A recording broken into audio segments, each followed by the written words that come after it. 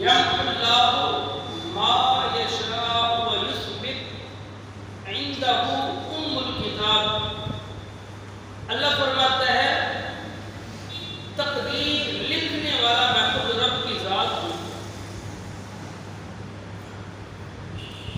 پھر میں مٹا بھی دیتا ہوں،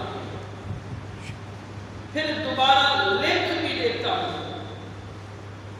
اے پاک پروردگار عالم، تقدیر تو خود لکھتا ہے، پھر مٹاتا کیوں ہے؟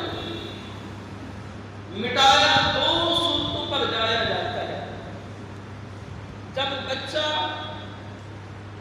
کوئی چیز لکھ کے جائے یا تختی لکھ کے جائے استاد کے پاس، پھر استاد دو صورتوں پر کہتے ہیں بیٹا اس کو مٹا دوبارہ لکھ۔ ایک یا تو غلط لکھا ہوا ہو، پھر استاد آگے حکم دیتا ہے بیٹا اس کو مٹا دوبارہ لکھ۔ دوسری صورت میں یہ ہوتا ہے یا تو پھر خوبصورت نہ لکھا ہو، یا تو خوبصورت نہ لکھا ہو، پھر استاد حکم دیتا ہے بیٹا تھوڑا خوش خط کر کے لکھ، اچھا کر کے لکھ، حسین کر کے لکھ، اس کو دوبارہ مٹا۔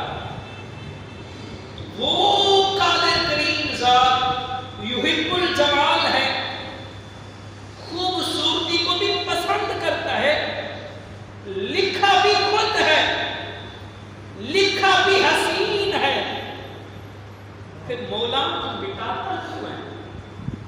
لکھ دیا ہے تو نے ازل سے، تقدیروں کے بارے میں اس کی یہ تقدیر، اس کی یہ تقدیر، اس کی یہ تقدیر، مولا سب کچھ جب تک تو نے لکھ دیا ہے پھر مٹاتا کیوں ہے؟